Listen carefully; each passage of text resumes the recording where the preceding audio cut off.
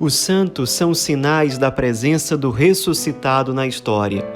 Hoje, dia 20 de agosto, celebramos São Bernardo de Claraval. Nosso santo de hoje nasceu no ano de 1090, no castelo de Fontaine, numa região chamada de Borgonha, na França.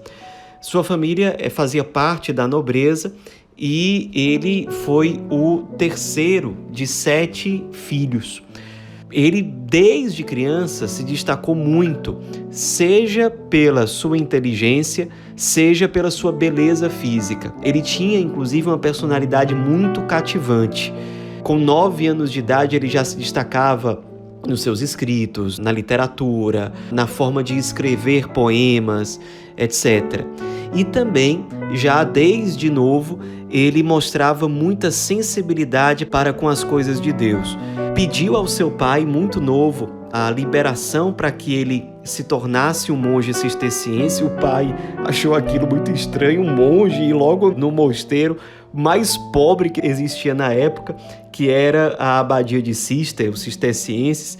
E Bernardo conseguiu convencer o seu pai, não só convenceu o seu pai a liberá-lo, como tempos depois, o seu pai já viúvo, aliás, a mãe de São Bernardo faleceu quando ele tinha 19 anos de idade, então Bernardo depois conseguiu convencer o seu pai, inclusive, a se tornar um monge cisterciense também. Ele era tão cativante que aconteceu o seguinte: ele entrou, de fato, na abadia de Cister no ano de 1112, quando ele tinha 22 anos. E quando ele entrou lá, aquela abadia, aquele mosteiro, era o único mosteiro cisterciense que existia no mundo. E só tinham 12 irmãos religiosos ali.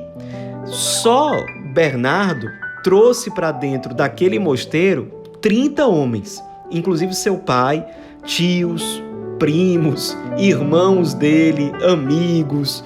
Conseguiu um monte de gente, mais do que dobrou o número de pessoas que existiam naquele mosteiro, e ele sempre com muita piedade, com uma vida de oração muito profunda, também uma vida de estudo muito dedicada. Ele, 3 anos depois, ou seja, com apenas 3 anos de vida religiosa e 25 anos de idade, ele é enviado para a cidade de Claraval para se tornar abade de um outro mosteiro. E ali ele se empenhou muito na oração, no trabalho, na humildade, na caridade, no cultivo da cultura. Os mosteiros, historicamente na Europa, eles são grandes luminares de formação humana, espiritual, em todos os aspectos. E quando ele se tornou monge cisterciense, só havia um mosteiro, como nós dissemos. Ele fundou, na prática, a abadia de Claraval, e enquanto ele esteve à frente da direção da ordem, o que durou 38 anos, ele conseguiu ele diretamente fundar 72 mosteiros na França e em vários outros países, na Inglaterra, na Hungria, na Suécia, enfim, em vários países da Europa. E no tempo em que ele dirigia a ordem, além dos 72 fundados por ele, mais de 80 outros mosteiros também foram fundados, o que é realmente uma coisa extraordinária. Foi um santo muito cativante, que marcou realmente o século XI, é certamente o santo mais popular, mais marcante do século XI, e também era muito mariano. Ele deixou escritos dirigidos à Virgem Maria, sobre a Virgem Maria, de uma riqueza espiritual, teológica muito profunda, além de outros escritos também. Se destacava muito pela pregação, embora a sua vocação fosse a vida contemplativa, mas se destacava de fato pela pregação e por obediência muitas vezes ajudou a Igreja, a chamado do Papa, para resolver conflitos. Participou de 3 concílios, muitas vezes era chamado para resolver problemas diplomáticos com os reis da época em diversos lugares, em diversos países. Então ele, mesmo tendo vida contemplativa, viajava muito por ser o superior geral da ordem durante quase 40 anos, por estar sempre fundando novos mosteiros e por obediência ao Papa, porque viajava para resolver esses problemas nos quais, infelizmente, a igreja estava metida nesse tempo. Problemas com reis, problemas de não poder evangelizar em determinados lugares. Enfim, ele foi realmente uma grande luz para a igreja naquele tempo. Muitas vezes o próprio Papa se aconselhava com ele, ele se tornou uma espécie de diretor espiritual do Papa em situações muito cruciais naquele tempo. Colaborou também na organização da famosa Ordem do Templo, mais conhecidos como Templários. Aliás, ele mesmo escreveu os Estatutos dos Templários. Enfim, foi um grande defensor da fé católica contra heresias.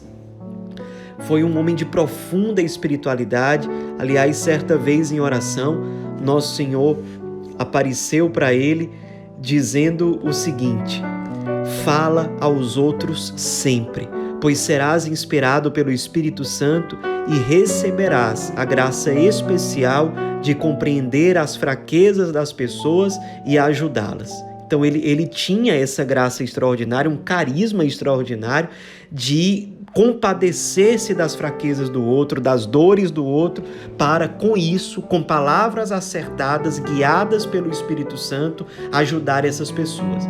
E de fato ele foi o responsável pela conversão de muitos, pelo chamado de muitas pessoas à vida religiosa, durante um tempo em que ele esteve à frente da ordem. Mais de 700 monges faziam parte da congregação, que era uma congregação que não era beneditina, mas era, digamos assim, uma ramificação histórica do carisma beneditino, seguiam a regra de São Bento, e o próprio São Bernardo foi um grande modelo de alguém que seguia a regra de São Bento com uma fidelidade, com uma alegria, com um amor de fato extraordinários. E mesmo sendo monge de vida contemplativa, fatigado por tantas viagens, atendendo aos apelos da igreja, sendo resposta para a igreja do seu tempo, fundando mosteiros, numa dessas missões, ele acabou se sentindo muito mal em termos de saúde e pediu para ser levado de volta ao mosteiro de Claraval,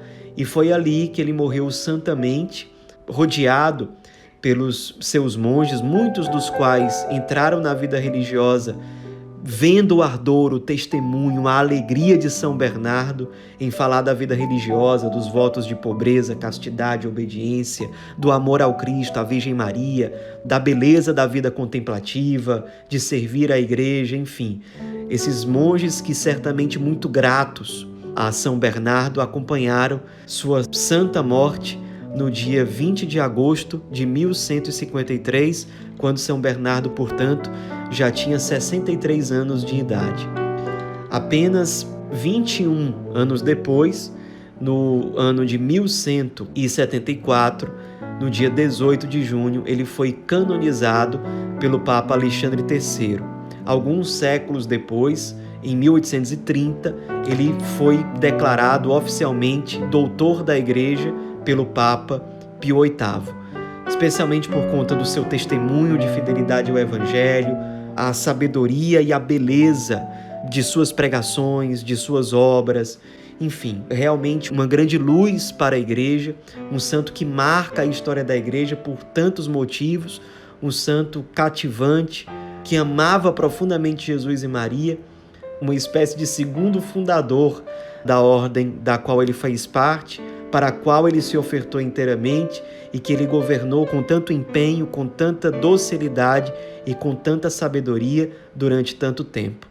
São Bernardo de Claraval, rogai por nós.